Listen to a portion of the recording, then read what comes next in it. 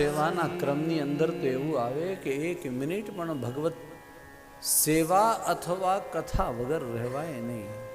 છેનક વિશ્રામ લઈ દૈવી જીવ ઉપર કૃપા કરવા માટે મહાપ્રભુજીએ નિજમંડલી બોલાવી અને વેણુગીત યુગલ ગીત એની રસવર્ષા વરસાવે, એ ભગવત ચર્ચા કરે.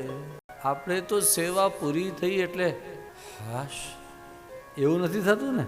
લોકો શું કે સેવા પહોંચી લીધી, હવે આવતીકાલે.